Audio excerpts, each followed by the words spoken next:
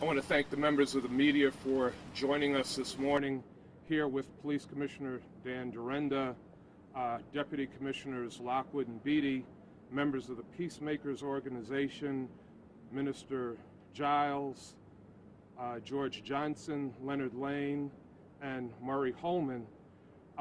Just 24 hours ago, we were here and we announced that we were making significant progress in the investigation of the Tuesday shooting that took the life of 14-year-old Raymond Jones III. Today we are here to announce that we have arrested 28-year-old Joseph Gant in connection with that shooting. I want to just recognize the efforts of the community in getting us to where we are today. Very proud of those in the community that have stepped forward. The community has said loud and clear that they will not tolerate this kind of violence in the community, particularly when it impacts our children.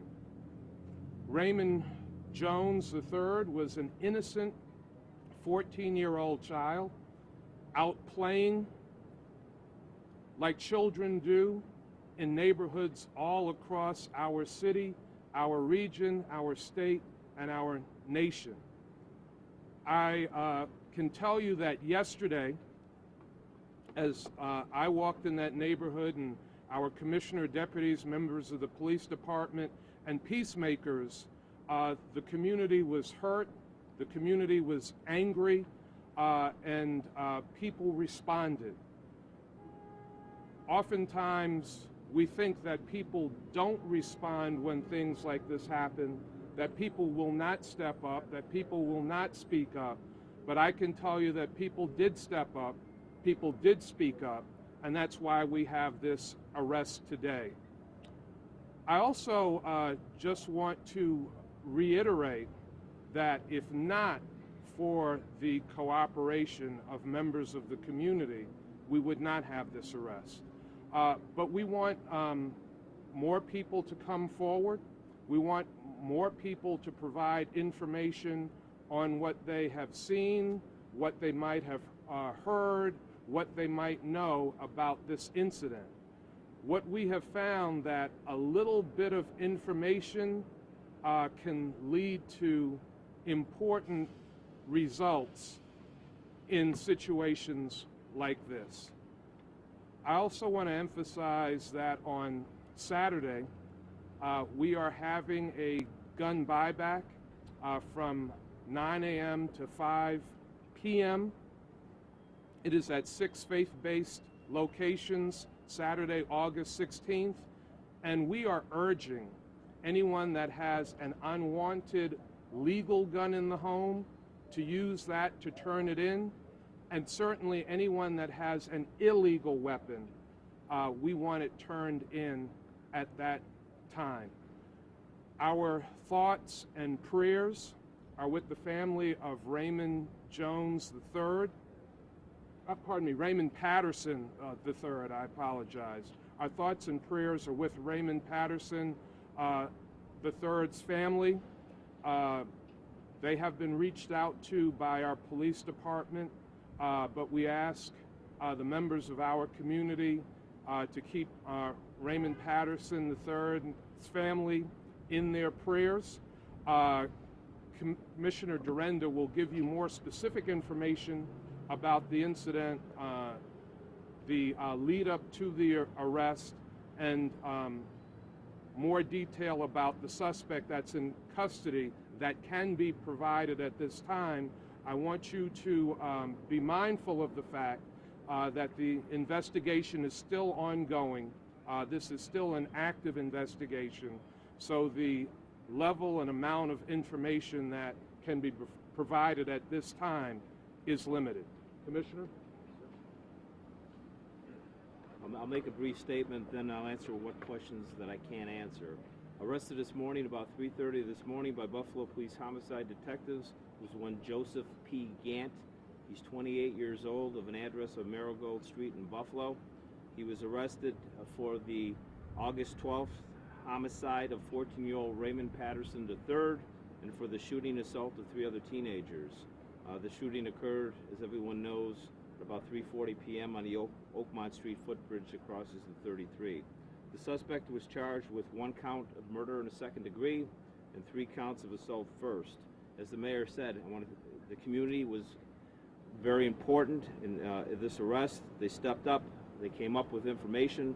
The walk through Langfield that the mayor led yesterday generated additional information that led to the arrest. I want to also thank the Buffalo Police Homicide Squad, who virtually every one of them was in around the clock for almost 36 hours. Some of them barely slept in the 36 hours to bring this investigation to where we are today.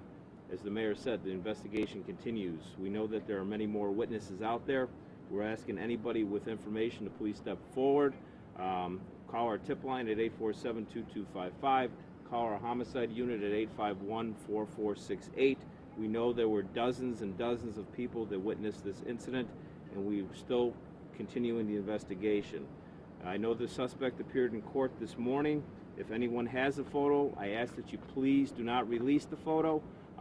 There could be possibly many more identifications made, and if you release a photo, you release a picture, it'll taint the identification process.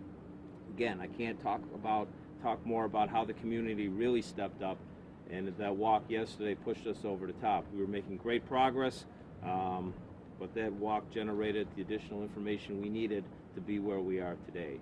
We'll take whatever questions we can take. Would you say that this is an investigation that came through rather quickly?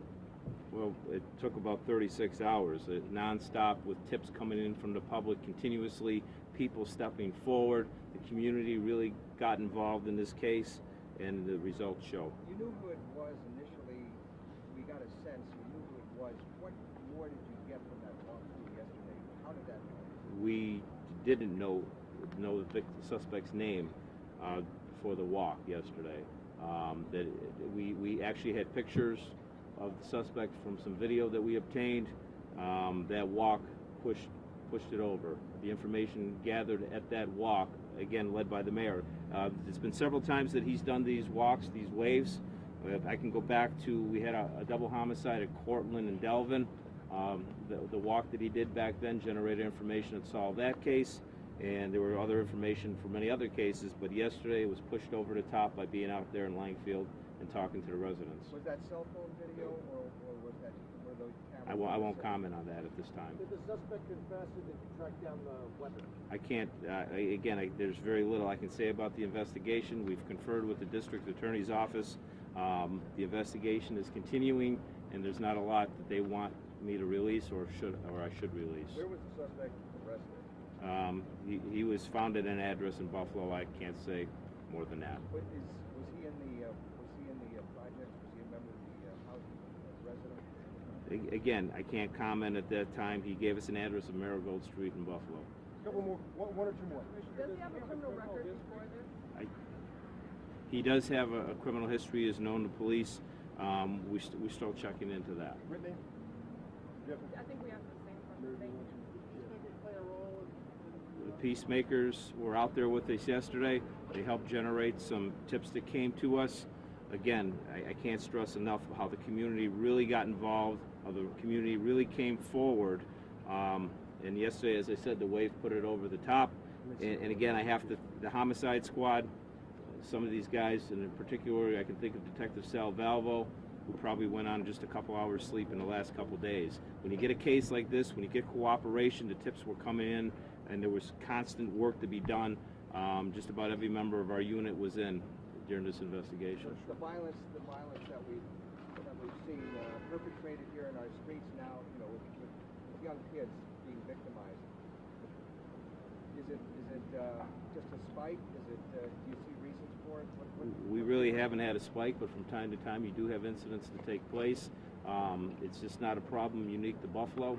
You look around the country, look at Chicago, you'll have 20 homicides, 30 homicides in a weekend. But unfortunately, time to time this happens. Society the way it is today and the way kids act, these things happen. But this was a 28-year-old adult that fired shots randomly into a crowd of kids. and he will pay his price for his Was actions. he related to any of the players that led up to the incident?